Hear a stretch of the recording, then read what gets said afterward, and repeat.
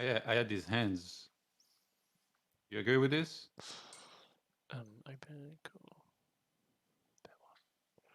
Raise to 5. Yes. Check, check. Bet 12 fold. Okay, so when he checks on the turn, what kind of hands do you think he has? Um, it looks really weak, to be honest. Yeah. Uh, he has like sevens, eights, like this type of hands. I don't think he has like really any draw or. Do you think he has 7s when he bet calls on the flop? Oh yeah, no. I mean, he's tagged orange, to be honest. He's gonna what have a lot of what shit. what does orange mean? What does orange mean? Uh, I mean, pretty loose, let's say. Okay, loose. So I think that the only thing I might change is I think when most people are checking on this turn, they're gonna have, like you say, quite a weak range, and I think our opportunities to get value on the river are gonna involve some checking and some small bets. So the only thing I would Okay. just based on like the turn action. Okay. Yeah, that Um, makes sense. so yeah, just that's just a food for thought. Is like when you're going through the hand, try and keep analyzing their range, and then when you're making a decision, you're obviously trying to get value or bluff hands. So your sizing will affect that, and that's a good way to approach it. I was actually gonna bet small, Yeah, but recently when I did a coaching, the coach told me that I bet small too much, especially out of position, and I need to start going bigger so that I go big with my value and also with like my bluffs. yeah. That is definitely true for some of the cases. I'd say like this is a slightly different one just because of the nature of the board and like how many Yeah. realistically how many calling hands they have. Okay. But Jack 10, you agree with the defense against 2x, right? In big blind. Yeah, I would defend it. Borderline though. It's pretty close Yeah. versus under the gun. Yeah. And this one. This one, I mean, it's 2x. Like, I feel like I studied before a bit more 2.5x, but big blind is still probably my weakest, as it should be like most people. So I'm not even sure about the defense Definitely a in defend. multi-way. How it is. Yeah, yeah. Just because of the opening positions, like if you see earlier opens, you do have to fold some of these middling hands. Yeah. But for one big blind more to get involved with a suited hand, like our flush is going to do really well. Okay. So yeah, we want to get involved with a wide range, and like the value of the suits here is much higher when we're not against early position because we're dominated less often. In this pool, a flush is gonna do really well. You want me to chip lead the GG care after I get like flush over flush? Yeah, yeah. You you can send me the money when you win the GG Care tournament after you Dude, get I flush finished over flush. second once, No actually. way. Yeah, That's it's so sick. sick. All right, let's go. Let's go. Let's go.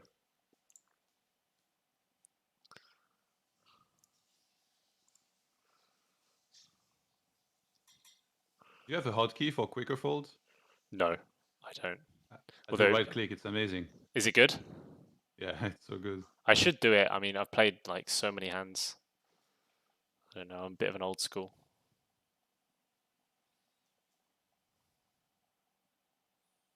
A nit like you could fold like 10 times quicker. You probably have like some of the loosest stats, or like closest to what theory is. But like, I would say like this pool, probably like 70-80% of people is like too tight. I And then mean, the rest of the people are like way too loose. there is definitely some merit to being tighter with the rake structure.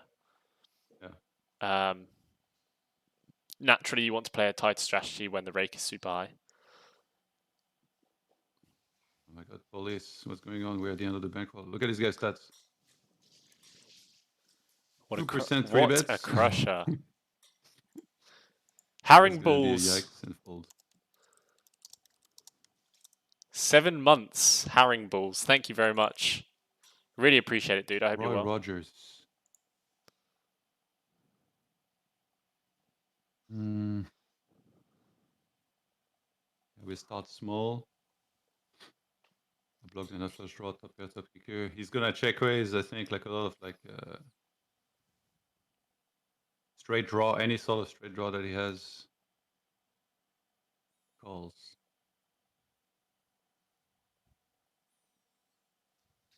I think I probably have to bet turn because yes, there's so many draws. Like when people take a long time to check like this, I always think they want to check back. They make it look like they were thinking about betting. Do you read much into timing? Like I try to understand what it means. But yeah, Yeah. this one I feel like is almost a shit. Again, then we can talk about it. Oh shit! Someone with 80 big blinds How are you, apiece. Herring Balls, man? Hope you're good. I thought I did sit out. What the hell?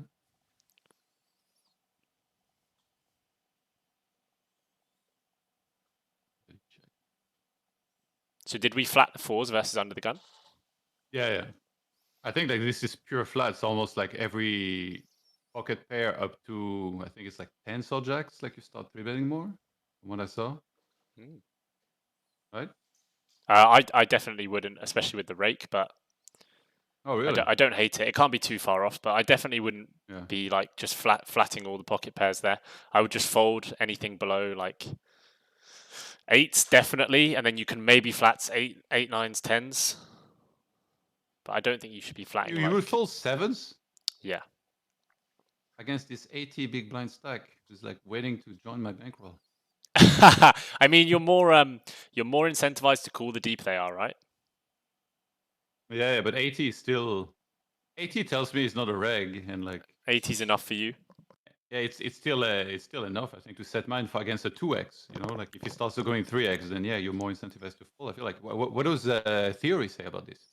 Well, I mean, from the solvers that I mean, it really varies, but from the solvers that I've seen, you would fold pretty much anything under sevens versus under the gun open, Really? and Okay. then you would be flatting some eights through tens. Some people will have a three bet or fold strategy. Maybe a major leak of mine. Yeah, I haven't seen any solvers that have like definitely not full frequency flats. Like some of them will mix in some flats from the button.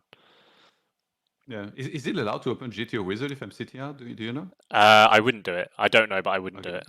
Okay, after maybe we can check. Yes, Um and okay, nothing special. Yeah, that was the ace jack. completely standard. But like if you check raise the turn, I have to call one time, or do you think? Or it depends on who the profile is? So I get yeah. So it would be your assessment of what you think that their range is on the turn. Like it's gonna be against the population when they call flop raise turn. It's gonna be pretty underbluffed. Yeah. Because it's quite an unnatural thing for humans to like call on a board like Jack 6-4 and then find shitloads of bluffs on the turn when like no flush draw comes in. Like they would have to call a hand like A7 then find a raise with it. Um, Okay. But if so yeah, anyone was gonna do that, you still have to call raw. Ace Jack. Oh, I do. Okay. The I feel like reason if anyone was gonna do that, it would be this guy, like an Austrian flag, you know, probably a reg. yeah. Whereas, like, if a really tight player check raise me on this turn, then I'm honestly happy to let go of like literally anything. So one problem you might have is that you can sometimes in these spots actually be beating like some of their value hands. Like they can conceivably do it with hands like King Jack, or they could do it with a hand like 6-7, stuff like that. Yeah. But So the in terms of profile, like, how much do the ranges change? You think here? Like, let's say well, you have, massively, massively. yeah. So, like against a fish, how will you proceed on this turn if he check raise you, and against a reg, and against a tight player? So the question that the important question is like how does the fact that they've studied affect the way they think about this turn? Right?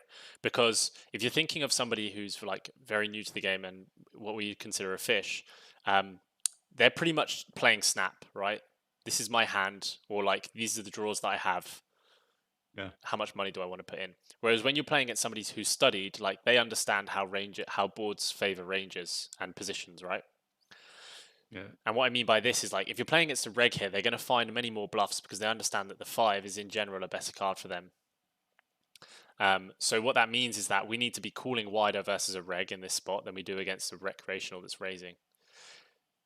Especially when the turn doesn't bring a flush draw, because recreationals are going to essentially, like I say, they're playing snap, and so they're thinking about what draws do I have or what hand do I have. So when the flush draws on the flop, and then the turn doesn't bring that many extra draws, yeah, That's the difference. Does that make sense? Yeah, yeah. So like my reasoning of like folding against the nits, against the fish, maybe calling sometimes, and against reg doing more calling because of them understanding like that this is supposed to be better for their range, and then maybe trying to like balance and have like Yes, some semi bluffs here is okay, you think? Or exactly, 100%. Well, yeah. So that's the understanding, right? Is if our opponent has like very few or to none bluffs, then we have to really minimize how many hands we're calling with. If our yeah, opponent has a lot more bluffs, even if they have the same value combos, if they have a lot more bluffs, then we have to call wider, right? yeah, okay. But you Cool. still have to bet here against the nits. For sure. You have to you always have to bet like these hands where they can be calling worse hands often. We have to be trying to go for value for sure. Yeah. Sometimes there's players that I think are very nitty and like just like super tight in general, but they still find some really borderline calls here. They level themselves. They're like, oh, he played aggro before, so here he has like, I don't know, a draw. And then they call me down with a queen jack here. I've Yeah. seen that like three barrels sometimes too. But they don't raise, they just call down. Yeah. So I there think their there reasoning is probably that they know that their image is in nits, so they know people are gonna try to push them off hand, so then they just end up calling down. no, I think like there are certainties in poker in like some spots are really under bluffed, some spots are really bad. There are also times in poker where people their thought process isn't the same as yours. That's one thing to remember, right? Yeah. So a big fallacy in poker is trying to give explanations for what your opponents are doing based on the knowledge that you have. Like an opponent here could just be thinking, "Oh, the flush draw's missed. I have to call with top pair." Yeah, okay. You know what I mean? Like you don't know what they're thinking. We just have to focus on playing like a strategy based on the kind of profile that they've got and the mistakes that we think they're going to make. Does that make Yeah. sense? I Yeah, w- for I sure. I wouldn't try and go too focused in on like specifics. Yeah, here it played out easily as well because he full turned, but I feel like this is such a tricky spot on like so many different turns because I blocked the nut flush draw. Or even if he check raises the flop, obviously I'm never folding. But then if this turn comes and then he goes like barrel, it's just so hard for me with my lack of experience and I guess not having studied a ton to really understand what he could have and Yeah. like what I can beat and if whether I should call or not. But the best place to start, and honestly, this is like valuable all the way through, is just think to yourself, what kind of hands do I think they might be doing this with, and then go Yeah. from there. And like that's a really underrated question. Um, and all this stuff about solvers and things like that, that is a great question. Yeah. Right, let's Right. crack on.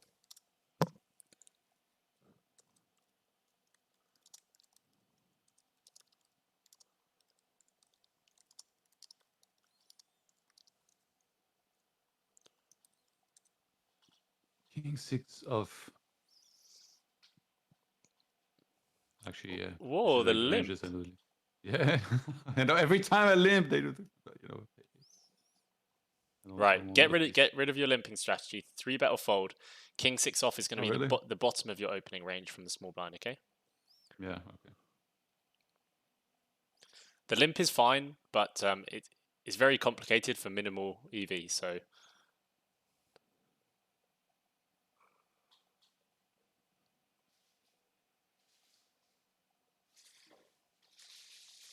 Yeah, the a5, I was not sure against 2x because only now people start playing 2x. I feel like up until very recently, everybody was, or at least maybe in the pools I was playing of like no limit 25. Literally everyone was opening 2.5.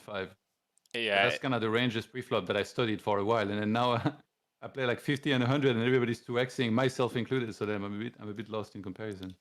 it's a bit of a two x versus 2.5 is a bit of a fashion. It's like it comes and it goes, but both are fine.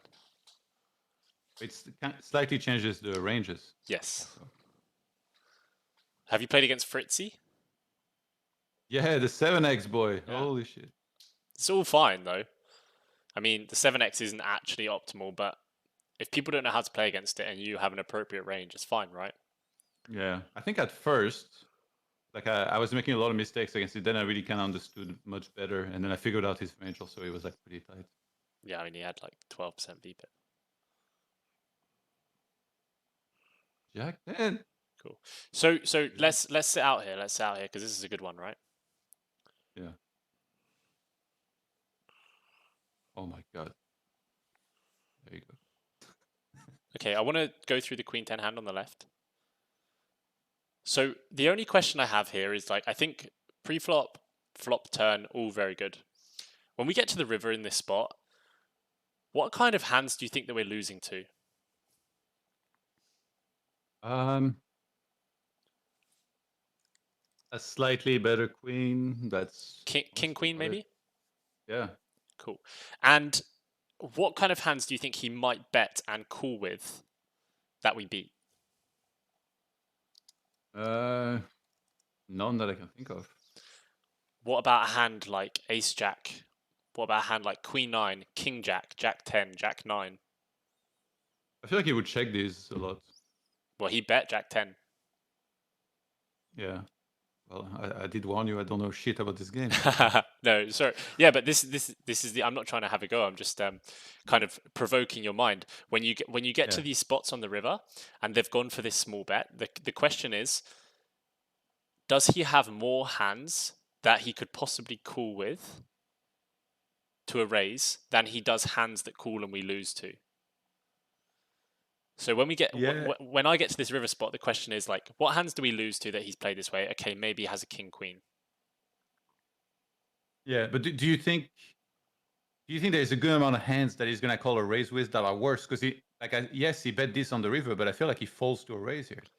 I think maybe he folds, but I think he probably clicks call given the action. C bet flop, check turn. Yeah. I think if the turn had, that's a different one. It's in the middle of Yeah. the I'll street. just Oh, check. sorry. Sometimes I check history to see like if it gives me an indicator on like how they like to play. That's valid, no? You think? Yeah, for sure, 100%. But yeah, so the given the turn check check, I think if the turn had some betting in it, then your call would be more appropriate.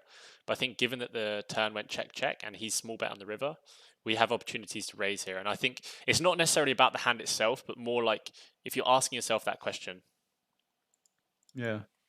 I may have been more inclined if I had a better kicker, but a better kicker might just bet turn as well. It's a Uh, good question to ask. yeah, well, so that is the thing. Like, if we had a better kicker, then we would definitely want to raise, right? But the question should still be asked: what better hands does he have that beat us when we raise, and what worse hands might he call with?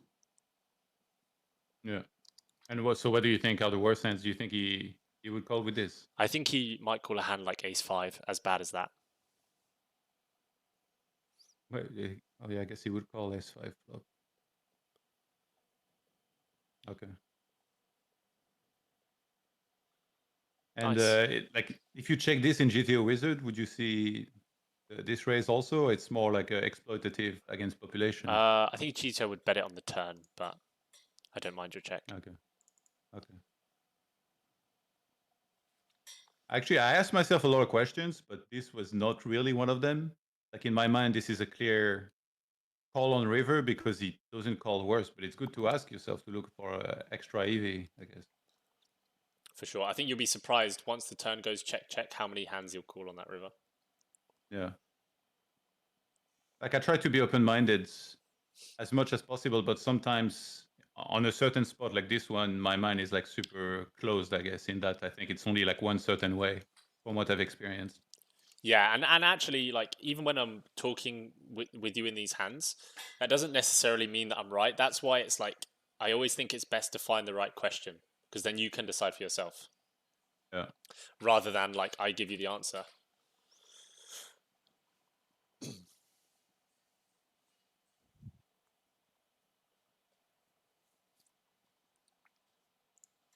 What's up, Monkey Maggie? T Grinder, what's up, bro? We're gonna be bringing up the tables after each important hand, so you should be able to catch it. This is live. Herring Balls, Paragon. Looking forward to our session this evening, dude. Actually, not sure about the ace four suited.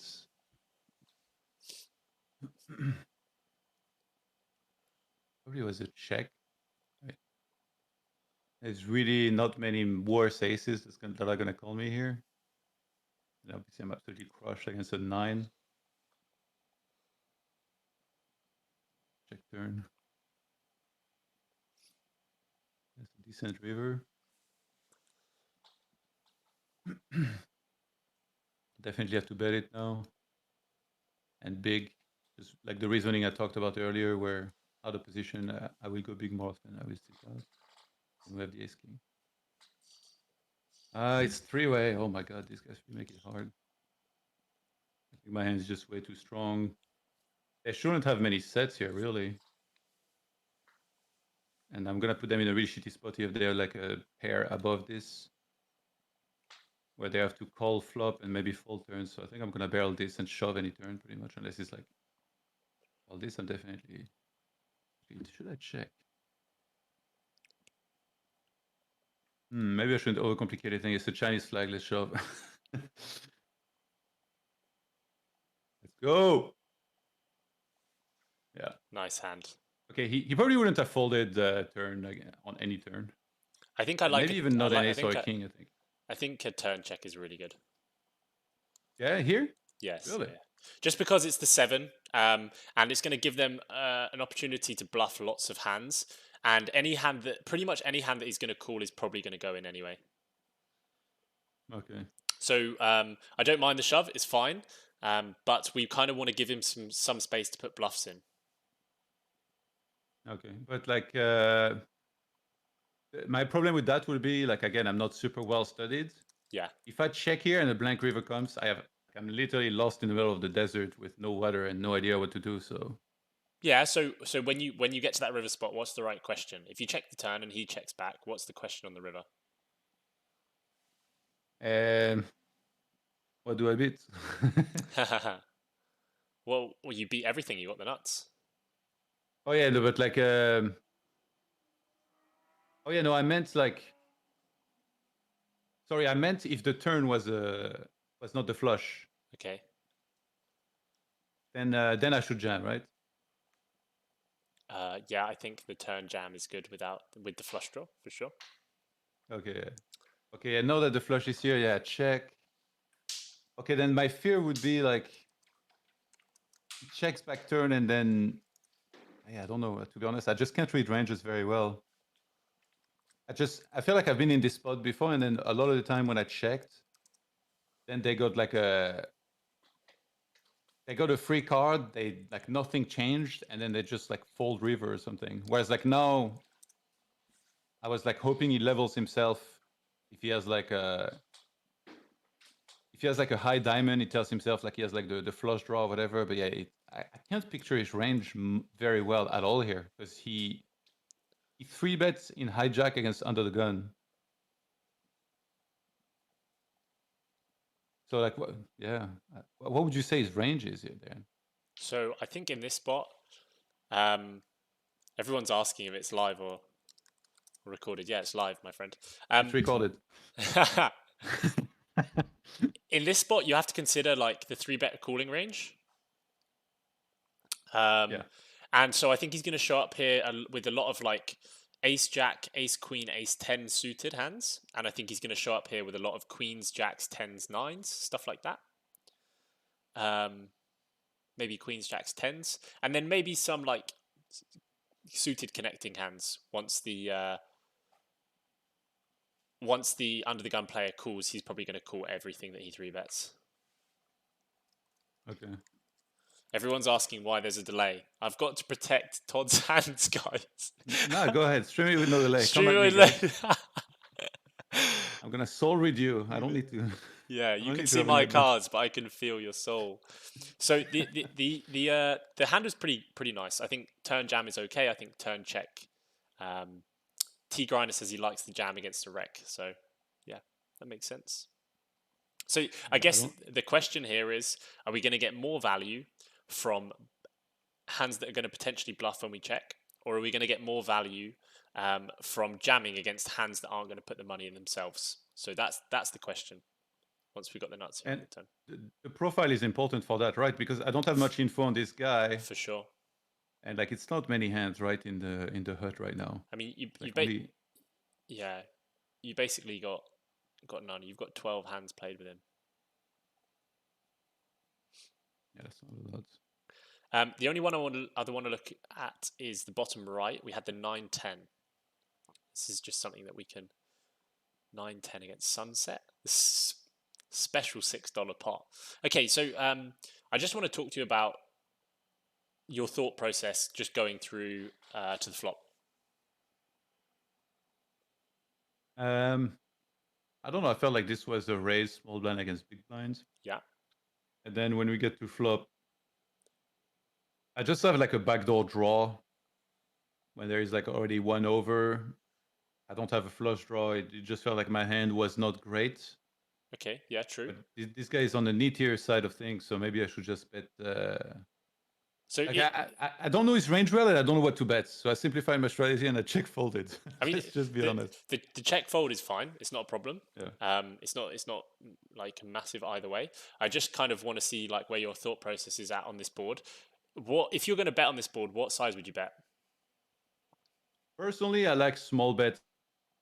Okay, and so when you're Because it's betting a like small, there's some straight, but there's no flush draw. But it's blind against blind. Yeah. okay, yes, true. So that is important. There's no flush draw on the board. Um, when you're getting to these spots and you're betting small, what does that mean for the amount of hands that you can bet? I think if I bet small, it means I have a range advantage, right? So it doesn't. When you bet small, it doesn't mean you have a range advantage. Often, when we have a range advantage, we use the small bet size. So that is true, but you're kind of back to front on that one. And I have the nuts advantage, no? Yeah, that's another factor. So Oh those no, I will bet big then, no? well, it depends on the spot, but basically, when we're deciding the bet sizing that we're using, there's a few different factors which all contribute to like the appropriate size that we might want to use, right?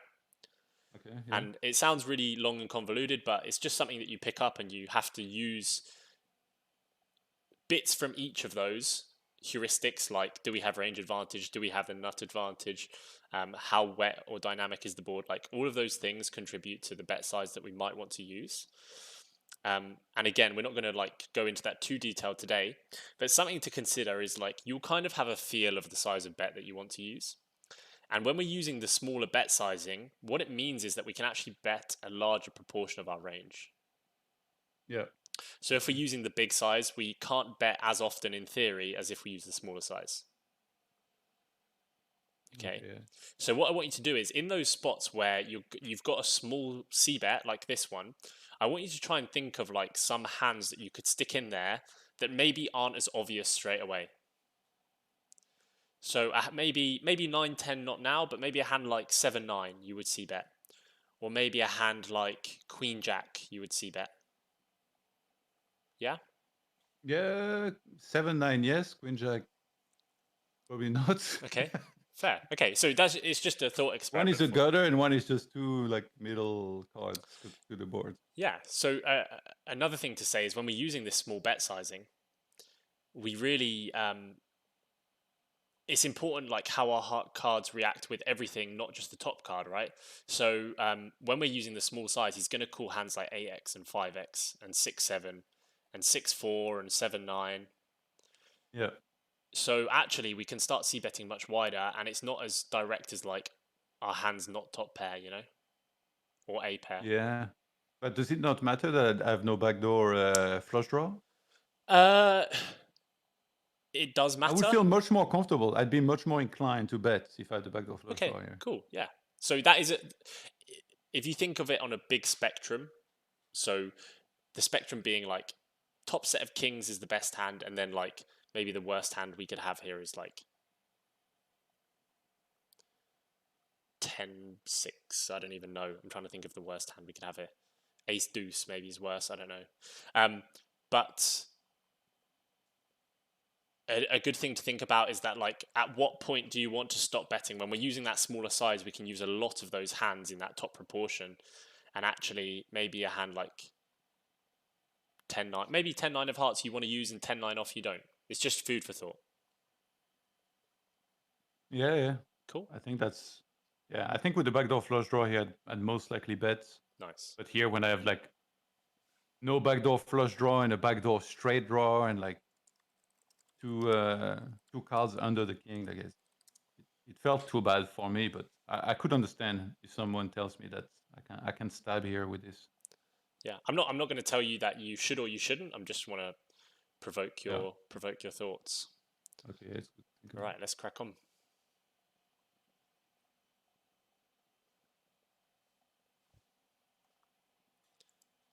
Blind versus blind, you Going on almost Croco. always bet small. It depends. It depends on the board, dude. But yeah, On you my can way. small bet often. King 6 off. The bottom of my raising range, right? So Yes, sir. Let's go. uh, Monkey Mai. Are people interested in this this? one I don't mind stabbing in top 81 right viewers. because flatting button he has so much random stuff here, like smaller pocket pairs, and then I have second pair like medium kicker. So this one I didn't mind betting small.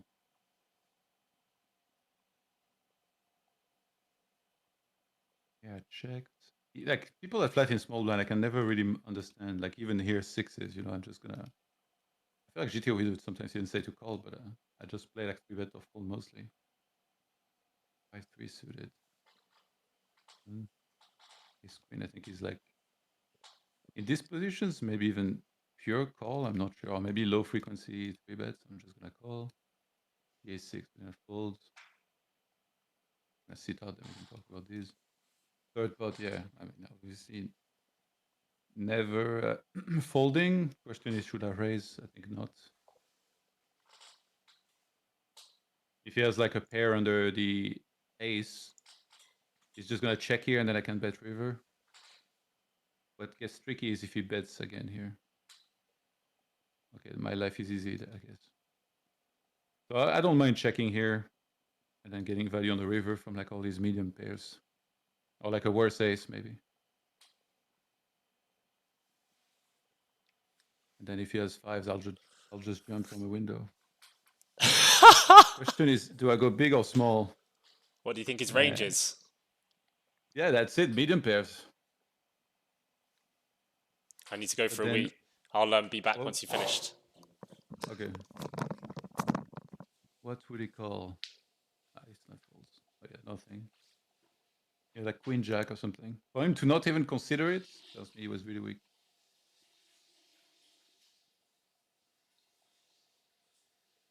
10 big blinds. Croco style. Yeah, I mean, Austrian flag usually means, I think, a lot of regs that will play this spot kind of like universally. So I think when this board comes ace 3-7 rainbow, he will always bet third pots. Like simplified strategy, like with his entire range. Yeah, he has everything you might expect here, like tens, jacks, I'm back. I'm back. Sorry. nines. What side did we go for in the end? I went for half. I was really thinking about it because a lot of the time here I would bet third pots, but it feels like I miss out on some value. Yeah. And now once I check turn, like it's really like I'm supposed to float a lot on the flop as well.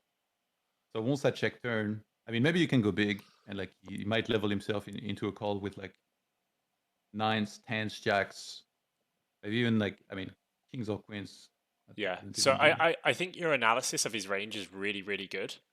One thing I might direct you towards is the difference between him calling those hands and folding them is how many bluffs he thinks you have.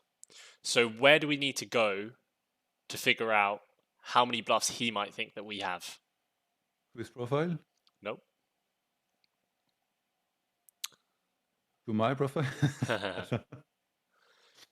what what inside of his brain. what will dictate how many bluffs we have in a certain spot?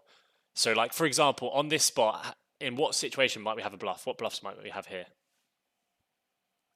I think my profile kind of dictates that. No, like isn't that like how many bluffs people have depends a lot on their range, but their range is dictated by their profile. Like how loose do people play? How aggressive do they play? But even more than their profile, what is it dictated by? What's the difference between an ace eight deuce board and a 6 7 9 board? Just how much it hits the ranges, I guess. Right? Yeah, but what do you think about the ranges in a 3-bet pot of those two boards? Which boards are going to have more bluffs on them? The one with the lower cards, no? Yeah, definitely. Yeah, So it's really hard for people to have bluffs on a board like ace eight deuce, right? Like if I see bet on that board, it's kind of hard for them to get to the river with bluffs. Like, yeah, true. you know what I mean? But to be fair, also the lower boards should have more bluffs, but these motherfuckers always have it. So why are we wasting time? You know, they have the full house already. They've already got the full house on 6 7 9. uh, T Grinder says, "Can we please cut the tables to 2? I really don't understand why it has to be 4. I think also for Todd, it's way easier to explain his thought process. I mean, we're stopping between each one. Are you struggling to see it, T Grinder? Are you watching on a phone by any chance? I'll tell you what, if you subscribe to the channel, I'll cut down the tables to 2. So my point, going back to what we are talking about, my point here is like when we're deciding on this river size, I think your analysis of his range is really good, and the question isn't like, is this guy, like let's look into his profile, might he call big bet, might he call small bet? I think a better way to think about it is like, if we look at the flop, what hands might we call on the flop that we're bluffing on the river? And really in this spot, there's like none. Like it's really hard for us to have bluffs. Even a hand Am like I not am I not supposed to have a decent amount of backdoors here? what, on ace 7 3? What hands do you think you might have? No, I mean me. If I have like some sort of backdoor draw, I guess probably not. Yeah. If I have like let's say king queen king jack of clubs, I'm folding that on the flop, right? I Exactly. know I would. I just don't know what theory would do. Yeah. I mean, a lot of those hands are going to fold. But actually, it's more important to consider what you would actually do and what most people would do and what he thinks you would do rather than what the solver would do, right? Yeah. So like, let's say I have like eights, nines, tens, maybe jacks. Yeah. Here I probably play the same. I call pre-flop, and then I call the flop, and then on the turn it goes check check, and on the river when it checks, while I have showdown value, there's still plenty of hands that beat me. So then that would be some of the hands that maybe sometimes you stab with, because his line looks so weak. He's also Austrian flag. I always associate with like somewhat of a reg, someone who's like really thinking hard, like should I fold? Okay. And so like it could be somewhat exploitative to like bet those hands to make him fold like some of his kings, queens, and stuff like that, like to really attack that range. He feels like he has no ace here once he checks twice, right? Yeah. So I think you would. The only reason I think that would be a step too far is I think that our hand has too much showdown value, and we beat hands like king queen, hands like nines, maybe a hand like eights here we could bluff with. Um, yeah, but but when we then so like sorry, like you say, we have showdown value, but the thing is, the hands that we would beat at showdown, they're folding to a bet anyway. But now we're making some of the hands that beat us fold as well. yeah, true, but So he wouldn't when we bet, we also commit money against things like aces or fives? hands like I would jump from the fives, window. or maybe a hand like king queen that bluff jams us on the river. So like you have to Yeah. you have to factor in all of those things. Okay. You see what I mean? So you're more inclined to check. Yeah. Okay. So just yeah, that's a good way for you to think about it. So yeah, if I Is have eights and stuff, I shouldn't get too fancy here. maybe eights is a good one, but I definitely wouldn't do it with like tens or jacks. Okay. Um, so yeah, I think like in this spot specifically, a small bet is better because we just don't have that many bluffs. But if the board had come like a7 5 with two hearts, then I think we always want a big bet because he's gonna perceive us to have much more bluffs, and so he's gonna be calling some of those middling hands. Okay. And small bet would be third pot. Yeah. Okay. The solver would always big bet this hand, by the way, but humans aren't But the solvers. solver also plays perfectly against itself, Yeah. whereas we're playing against these chimpanzees, so you have to adjust.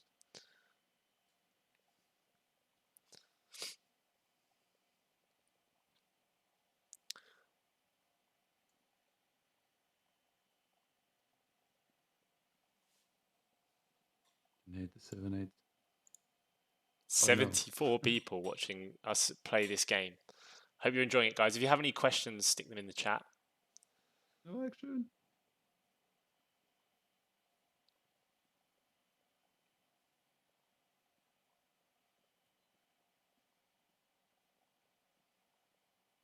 And big bets.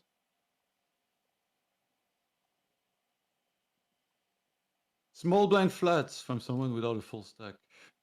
A bit small.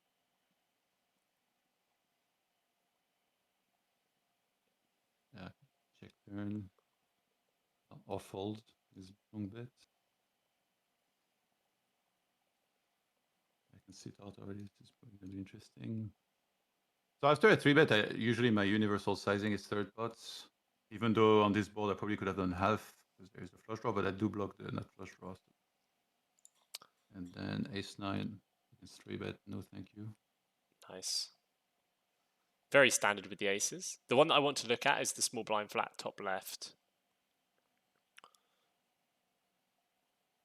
Cool, yes. So this is quite an interesting one and one that people will probably get a lot of value from, including yourself. I want to ask you a question. What's the difference between a small blind flat and a big blind defend? The small blind flat means that villain is an absolute ape because there is no small blind flats. And What also, if he has 58 big blinds, like it's even worse than that. what does it mean for his range? A lot of small pocket pairs, any two broadways, a bunch of suited stuff. It's I mean, it depends on villain, but it's Yeah. quite wide. But the first things that always come to mind is always small pocket pairs and suited aces. Okay. And what do you think about the strength of hands? So if you had to consider the whole range, what do you think the strength of hands would be in the small blind flatting range compared to the big blind defending range? I think small blind. I mean, again, it depends. Like, I mean, these guys must have like totally insane stats. I don't see much, but they stacked orange. Probably stronger in small blind, I would say, Yeah, personally, than for big blind. sure. Big blind has like a lot of trash. And why is that?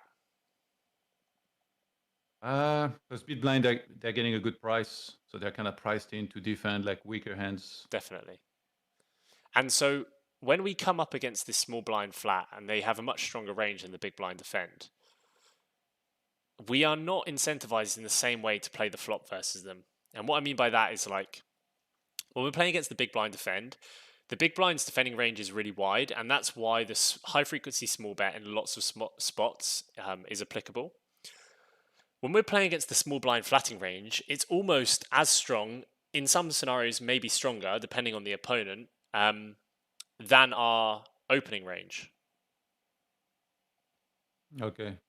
So would it be similar to like how in the limp spot, if you have like a pretty good hand, but because it's a limp pot, someone like has a really high chance to have the nuts, even like a very unlikely combo? You have to be really Um, careful.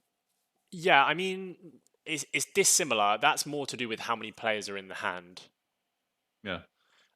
It's just more likely that somebody's going to have a very strong one. But this is more to do with like if you consider their range of hands, um, the small blind defending range is going to be a much stronger like combination of hands than the big blind defending range would be. Um, Okay. and so for that reason, our strategy against the play slightly changes, and often the small bet is not as applicable in as many spots. Okay. Okay. I see. So I just thought like king high, it's good yeah, to and and bet and small, but and this play could be fine. Like I wouldn't mind the small bet here. I think it's a play I would probably make because you're going to get value from some 7x and 4x, maybe some weaker pairs. But it's just something to consider in that we don't want to do it as frequently in as many spots. You know, yeah. it can still be a strategy that we use, but for example, the solver will use much more big bet or check strategy against a small blind flat. Okay. And like I'm saying to you now, that's not something you have to do. Like, for example, I think in this situation, the small bet actually works really well on the Okay. flop. But it's just something Yeah. for you to think about. Okay. Sounds good. How long have we been going for? Should we go for another 15? Sure.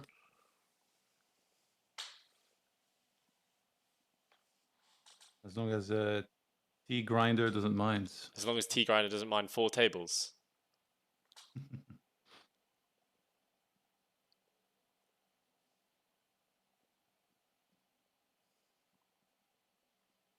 How are you finding the stuff that I've been saying so far? Does it make sense? Yeah, it does. I already feel like I ask myself a lot of questions, but now you're making me ask new ones, so that's a good thing. Cool.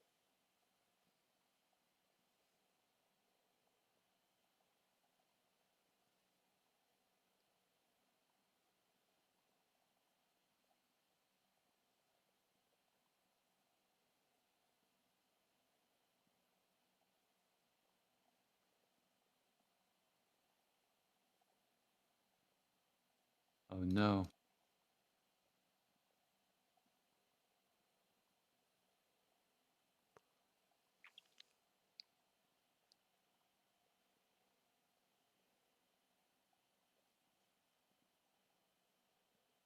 Breaks my heart. You want me to pause? Talk about this one? We can talk about it. I think it's pretty close. I think it's probably a call against that guy, but it's definitely not a slam dunk. Yeah, I thought the opposite. I thought it's a fold against him. He's like not super out of line. Yeah, friend of Gigi. Yeah, welcome to the software, my guy. Welcome with this 3 bet. If I had Decent ace flop. jack of clubs and I was thinking of a flop, I would have thought the Royal would be better. Let's get a jackpot live on stream. we can't be greedy. Oh no, I'm thinking about it. My hand is so weak. Oh, should I call 9-8? Palpatine, I'm so weak.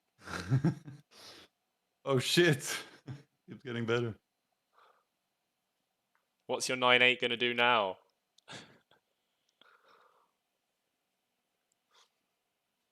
He's taking sweet time with his jacks. Gonna be an epic cooler. Oh shit. It just looks so weak. It has to be a check. I feel like whatever I do, you're gonna tell me it was the opposite. If I bet, you're gonna be like, oh, you should have checked. And if I check, I should have bet. So fuck you, I'm gonna check. And he snap checks Reaver. I have to go small. No way he calls big. This is almost the same spot as earlier there. So what's the Similar. question? Yeah, the question is what does he have that like, thinks I'm gonna bluff? Oh shit, I have no time back. Yeah, it was the exact same like a similar situation into the exact same outcome. He just like, pulled it river. But this time I went small. But what's the difference between this flop and the other one? That was a flush draw. So maybe I should have bluffs with flush draw. So maybe I should bet big. And maybe I'm always fucking wrong.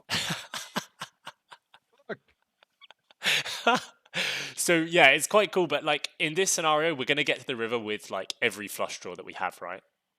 So Yeah. in theory, like he should be calling like some kings, some queens, and I think in practice he probably will call those hands as well. I don't think he had fuck all, but there is a question here if you want to go bigger. I think small or big is fine.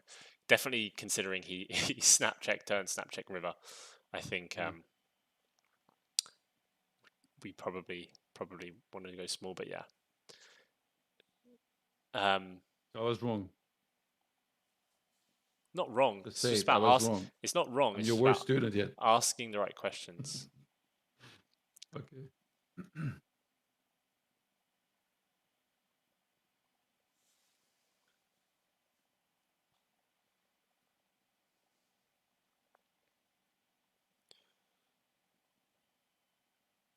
Murphing, what are we doing? Oh, he was AFK.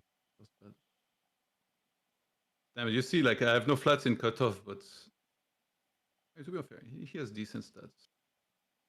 It's so tempting, you know, to flat the fours in cutoff there. Excuse me, sir. I'm supposed to have the initiative. What? I'm just gonna call. Is he bluffing with his fucking ace 9? Okay, against the small bets, probably want to start raising. Oh, there is a bunch of draws. Oh shit! Well, I was probably gonna fold this anyway. Yeah, gonna raise, not too big.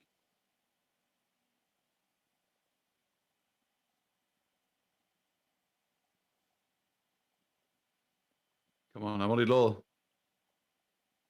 Don't go anywhere. Sawadee cap. There we go. Jacks. Oh, sure. Let's chop it. For the boys. Oh, crushing. And what's And your strategy for getting this many aces in a 1 hour session? I'm gonna pray I keep on running as good as this, but if only you do usually, Captain. It's the Deo plays run good. Yeah. Stream loot. Yeah, that was standard, right? Like I don't think I should. Yeah, I mean, I don't know how the money didn't go in pre. Yeah. So it would be an interesting thing to note there that you donked the jacks on the 7-5, because that might be something that you would want to know in the future. Yeah. I think that's quite a unique play and something that you wouldn't see too often.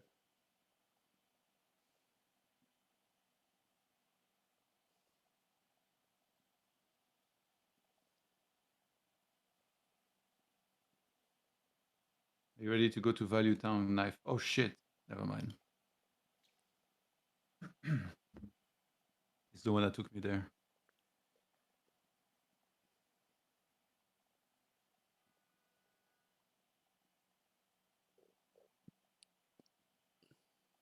Check back your force.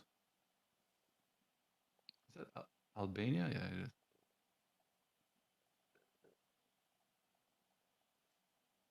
This guy shuffled before betting. Oh my god.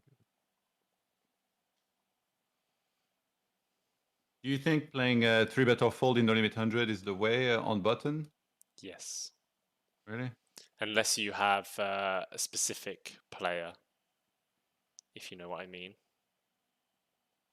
Yeah, like so a bad player opens, you can sometimes call more, you mean? Yeah.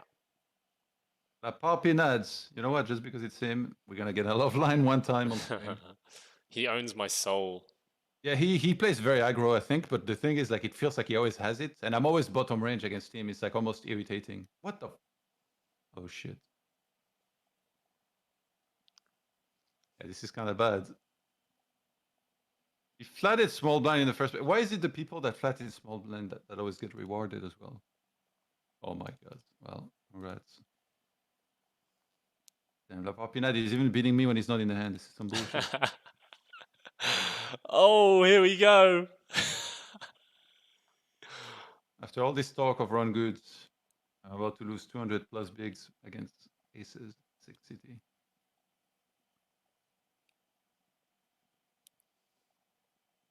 Four bets. I mean, when we're this deep, I've seen people do this with like some really borderline hands. So I feel like I have to four bet, and he's gonna tell me if he has aces immediately by re-raising, and then I can fold. There you go. He didn't have aces. Like this is a tricky spot. I feel like I've made so many errors here in the past. Like It so many is times I was like, tough to navigate. yeah. So many times I was like, oh no, like I'm scared of aces. I'll just call, and then we get to showdown, and he had like Jack 10 suited or like 6-7 suited. And I was like, like, what is this guy doing? But the thing is, like, we're so deep. Like, this guy's, I don't know. They're reasoning exactly, but Yeah, they can in position deeper, they can four bet wider yeah. Do you because agree with my reasoning of, yes, yeah. yeah, re-raising? And then if he would have gone bigger, then I'd just have to fold.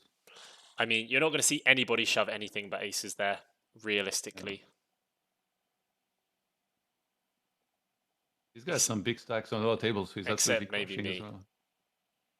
Yeah, right. I would do it. You would? Did you see my video from today?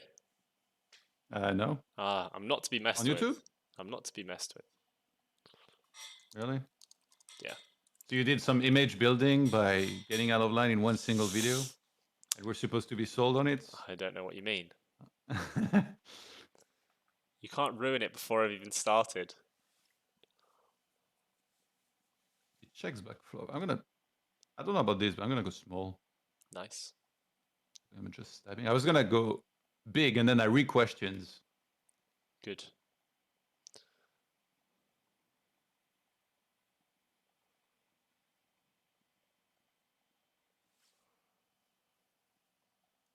Don't lie to me, Feng Huo. You ain't got anything. You got something.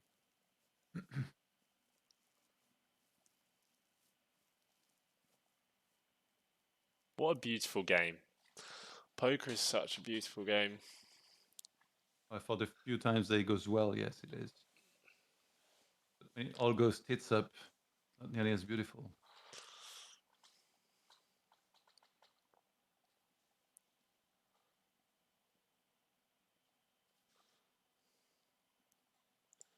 Good luck, Skip Zor.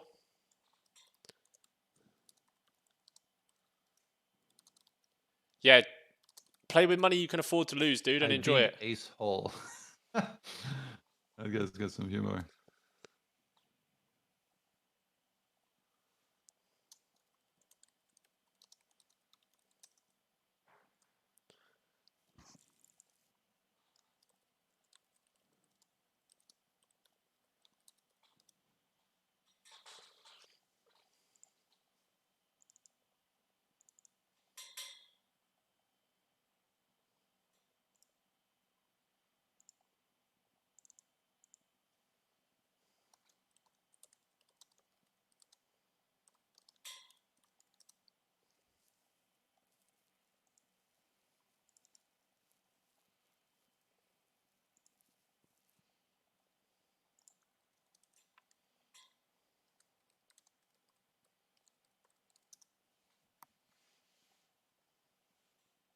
Bingo.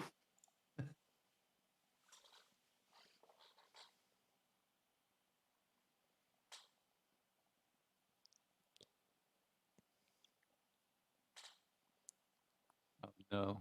What does he fold?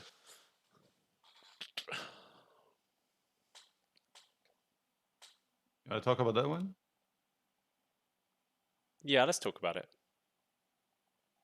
Oh my god. You're a fucking sunrunner, man. I don't want to hear any different. What the fuck? I haven't even won the hand yet. How You dare you? haven't missed a single hand. Jesus Christ. I'm playing perfect. Is it my fault? No. You're too good. Holy shit, you have a bet. Oh my god. The overbets is draws here. People they mix that with their really strong hands and their combo draws. So like King Jack might be doing that here. I kind of feel like I don't want to let him get there because I'm a scared little bitch. But maybe I need to, and then I need to like bluff catch river. I'm gonna raise. Okay, we're too deep. Also, I kind of want to get the money in. To 41 and a jam any river. That's not a hard. Or an ace, or a nine, or a four. Kidding.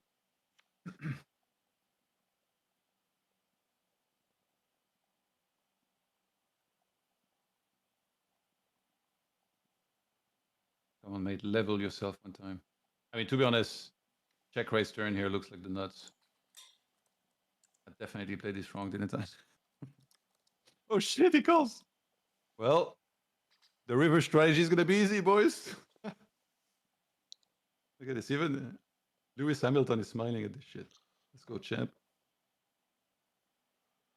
Oh, snap. Woo! Oh my god. It's a decent That's turn so card. sick. It's a decent turn Oh card. shit. Nice hand. Let's go, champ. I'm So the best. so yeah, Todd, how do you just run like an absolute god? Can you tell us all? Well, I hang out with a sun runner, a guru, a guru of the EV and RNG and Yeah, I variance. I do run pretty well, to be honest. Not as of late. Only against me. Against everybody else, you kind of get shit on recently, no? Right, I think that's a good one to end on. Shall we review? Is there any ones that? Oh yeah, the 7-6 is a cool one. Where was it? The third one down.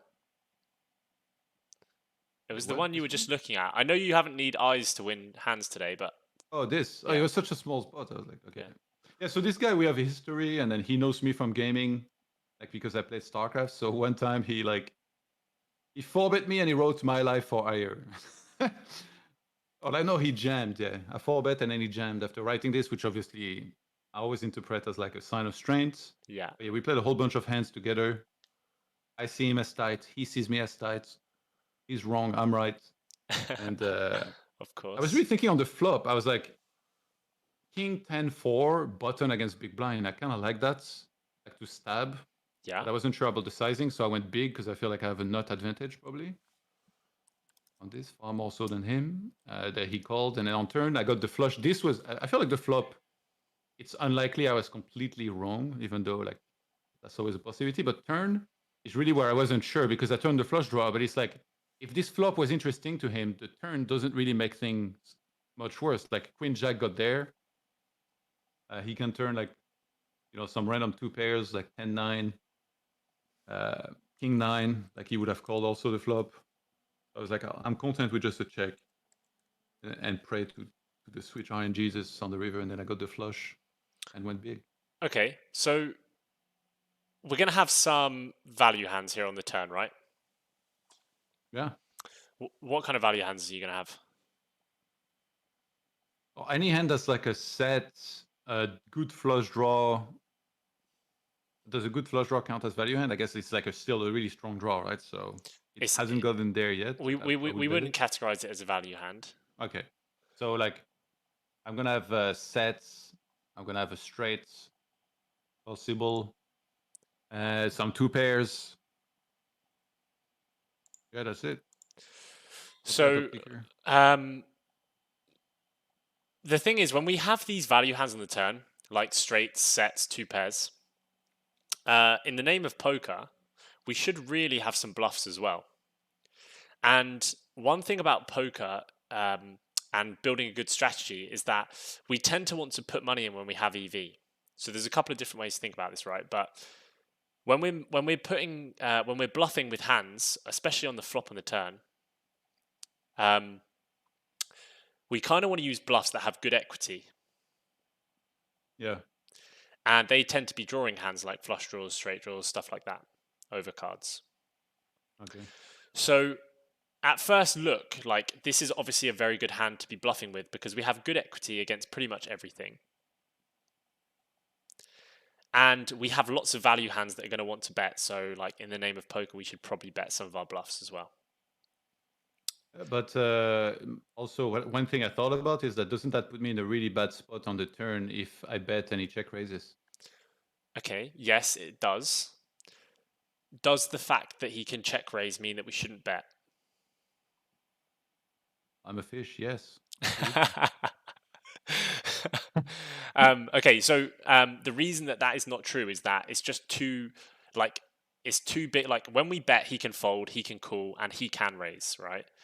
Yeah, The fact that he can raise doesn't mean that we shouldn't be betting some of these hands. Now, yeah. all this being said, 7-6 might be considered as a good check because we are dominated by a lot of their draws. So when we think of us betting here, most people would consider like he has straights, he has two pairs, but also in his calling range, he's going to have combo draws, right? He's going to have like uh, 7-8 of diamonds, 10 jack of diamonds, queen 10 of diamonds, and then some heart draws, ace 5 of hearts, maybe jack 8 of hearts, stuff like that. So sometimes in these spots we want to check with our lower draws and bet with our higher draws because we can dominate on the river. So that is another thing to think about. Now, the reason I'm saying all of this is not to try and confuse you. I just kind of want to get you thinking Yeah. about the hands that you want to bet and check on the turn because we should really have some high equity bluffs here on the turn if we're going to be betting with all of our sets and straights and stuff. And if I don't know whether I should call a check raise on the turn, should I be more inclined to check, or should I just get good and know it? Yeah, I mean that is a fair play. It's going to be a lower variance line to check. Yeah, but here, like, would I call a check raise? Yeah, you would Does he? call. Okay, yeah. So let's say I bet eights, Yeah, and he does like 26. yeah, you It's would a call. clear call. What if he does 32? What if he goes 40? I mean, I don't know where the line is. I'm going to be honest, but you would probably call anything up to like 40. The answer is to do with on the river. Do we get value enough for the amount that we call on the turn? And I think like an 8 is mostly good. I think any heart is mostly good. Um, so yeah, but I don't know the exact answer. Okay. But yeah, I think like the check is fine with this hand specifically. But yeah, it could be a good one to bet with. Let's check the Um, results. let's check the results. Husaria Okay. says, doesn't Todd play NL25? Not No, long ago I did, yeah. 50 as well. he's a 100 NL crusher now. Yep. Aren't you watching? Aren't they watching? Have you not seen this session? Aladdin says, turn out over, but our range still destroys him. Yeah, not a bad play. Not a bad play at all. Yeah, I'm slightly above EV. So yeah, actually, you're only $4 above EV, so yeah. nobody Sick. I asked run any so good. questions. You want to look at quickly like two things in GTO Wizard: the last hand and um, wait. I just want to check, like, what was the hand? Like, it was fours on the button that flatted against UTG? I'm Yes, actually curious about that. I think it'll be a mix. Todd is a tower rusher. Are you a tower rusher? Um, yeah, sometimes. Sometimes. This guy's called Davylicious Dota, so he's obviously a noob. Anyone that plays Dota over League is a noob. Where's my Helmuth blow up? You haven't sent the hand. 800s. Do you remember the guy opened 2x or 2.5? I think it was just two.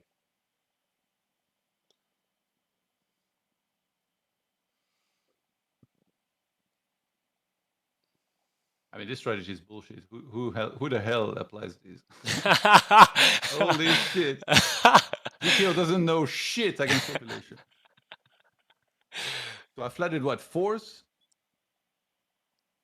I think it was, or was it sixes? I mean, either way, like it was fours. It was fours, but it's mainly a fold. with the rake, you definitely But how don't do want. you know I didn't roll a Oh call? yeah, true. You did Was roll. it because I have no randomizer? You did roll, didn't you? You rolled in You your just brain. assume. Yeah, it rolls every time we call, actually. Yeah, that's interesting. Maybe I should put more time into this. I Uh guess you're probably losing money, right? If you always flat, it's even deuces, I think I flat. yeah. I don't think it's that profitable. Like I say, unless you're against a specific opponent. Basically, the consideration is if I flop a set here, how often am I getting stacks? Like that's kind of what you want to think about. Every And single so time. for you in this session, See how I yes. run. Um, And then the last hands, it's the 6-7.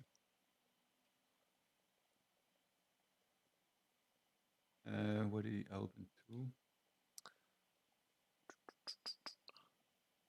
I can put 2x.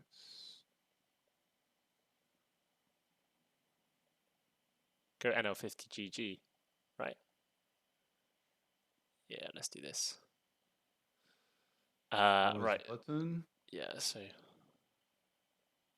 Oh no. Opens 2.5. it's okay. Just do it to 2.5. It doesn't matter. Okay, button. Then it was big blind defense. And then it was king of diamonds, four of diamonds, 10 of hearts. And Opponent checks range. checks. And then I have 6, 7 of hearts, which here would mainly check or bet Big. 4.1 into 5.5. It's okay. Big bet or check. Two big bets.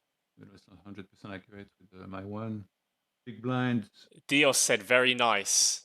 Davey Licious said never seen a streamer having a run bad. Yo, Dios. Sup? Yo, the goats, Dios. The When is the next 24-hour, my dudes? the greatest of all time. The Get greatest back to 24. work. You're so lazy. Get Every 2 days, 24 hours. Come on, like When's the why do next you even sleep anymore? 24 hour? Never seen a streamer having a run bad. Davey's never seen a streamer having a run bad. So true. Fixed. Dios is doing it tomorrow. Of course, of course. If I can, oh my god, holy shit, this guy's a legend. Paragon says League over Dota. Good man. Okay, turn was a check, and then the 6-7 of hearts here would half check, half bets. Cool. Pretty big, actually. Yeah, so it's big bet or check. Cool. That's pretty interesting though. So you went for the check line. One thing to consider when you're using the solver here is to look at the kind of bluff combos that the solver would use. Okay, so if you go back to that turn section, yeah, and then click on the 75% bit. And then look for some of the bluff combos. And like the low frequency ones, don't look into it too much, but something interesting that we might consider is Queen Jack's always going to bet. King Queen off bets a lot. That's a value bet. So a lot of their bluffs are just Queen and Jack blockers. So probably suited combos with a Queen and a Jack. That's what the solver mainly uses, right? Yeah. King Queen off. Still that.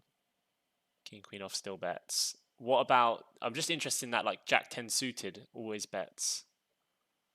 Okay, Jack 10 of diamonds is the only combo that gets there. Cool. So that's pretty interesting. So like you can build a nice heuristic here and say that like a lot of your bluffing combos on the turn are gonna be like suited Queen and Jack X.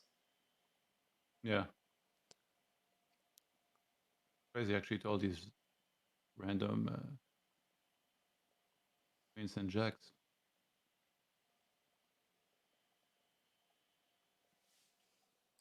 Okay, river, Queen of Hearts.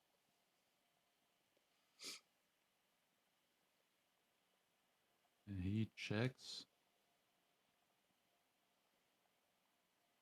And 6-7 of hearts. Bets. Over bets.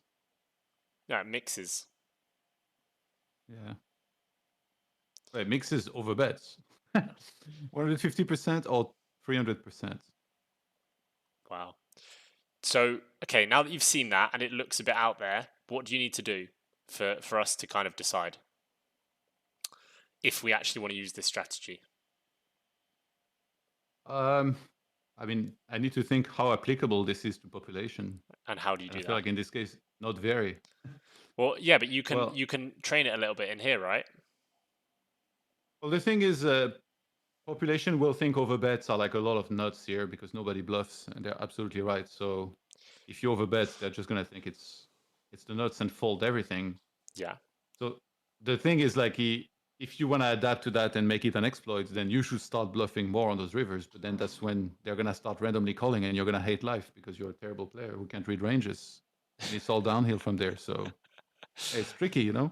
Well, so that is all true, but what you could do is try and approach it logically and pick one of the overbet sizes in the top right. No. No. Actually, click it on the button bit. Further, yeah. And now see what the opponent's calling range should be.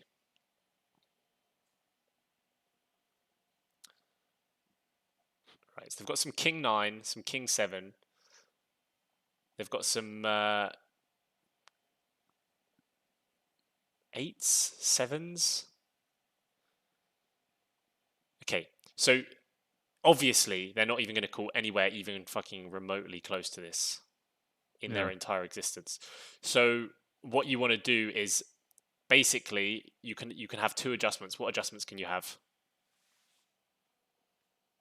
I think the only one I can think of is ignore all this bullshit and do my own thing. Sorry, I don't know. It's cool. So there's two sort of thought processes here, and it really depends on if people are going to readjust. One is the one that you mentioned where you can just start over bluffing on the turn massively, on the river massively, because people just aren't going to call anywhere even close to right. The other thing we can do is adjust our betting strategy. And so we can make the bet size much smaller and try and get some calls. Yeah. Yeah? I mean, to be fair, like I always talk about how people don't play like GTO, but if you're thinking of the hands here that he might have, he shouldn't have many suited, like he shouldn't have many nut flushes here, right? Because like any of the high nut flushes, they will, like if he has ace jack of hearts, ace king of hearts, he's obviously going to 3-bet pre-flop. Here, he just flatted in big blind. And I have 2 hearts. So it makes it far less likely. So maybe that plays a role here. So maybe this is somewhat applicable to like go big here with like bluffs and your flushes, right? Hello? Say that again? Um, he shouldn't have many like nut flushes here, right? Because I have 2 hearts in my hands, and like if he had ace jack or ace king of hearts, he would have 3-bet pre-flop, which he didn't. He just defended the big blind. So I think that makes it less likely he has like nut flushes on the river. So then, I mean, I think he still well, has ace 8 to ace deuce of hearts. yeah. So that's like two of them. Sorry, ace 8, ace 5, ace 4, ace 3, Yeah, ace deuce. yeah. I'm trying to understand like this thing's reasoning on the river. Yeah, I Like mean, really trying to understand how applicable it is. so the reason that it does it will be to do with the amount of combos that we get to the river with after our turn strategy of check check, and how many of those are going to want to bluff, and that's why it chooses the size, and then the opponent's calling range. But what the more important question is, how are people going to respond to this play, and when they're not responding as the solver does, what do we want to do about it? And to that, I say, don't have a fucking idea. Well, like we said, we've got two options. We can either start over bluffing massively on the river, or we can adjust the bet size and keep our strategy what it is. So, and I think most people would intuitively reduce the bet size. Um, To what? Maybe to like 3/4. Yeah. What did I do again on the river? On the river, we bet three I bet quarters. big, right? Yeah, Yeah, okay. I kind of nice. simplify. Like when I don't know, I try to simplify a Yeah, bunch, 100%. And that's what we which is should be not doing. always good. We're never going to be able to do like replicate the solver, right? We just have to kind of learn from it, and that's what's important. So asking the questions of if this is happening, what do we want to do? If that's happening, how do I want to adjust my play to it? And then trying to learn heuristics from the solver, not whole outputs, because you'll just never learn it. Yeah, Yeah, that makes sense. Yeah. cool, man. Right, I think we're going to end it there. Yeah, thanks. That was great. And my pleasure. I really enjoyed it. Maybe we'll do it again in the future. Yeah, I feel like I almost owe you money or something. No, not at all. Not at all. Thank you for doing it with me. I hope you enjoyed it and found it useful. Yeah, I did. Thanks, mate. And hope the run good comes to you later Yeah, today. one And hundred I won't be percent. playing, so don't even expect of spending my What? money. I thought that's how you're going to pay me on the streets. I already did I in already advance you last paid. time. Yeah, you paid in advance. Right, I'm going to end the stream there, guys. So thank you very much for watching, and I will see you guys on the next one. But for now.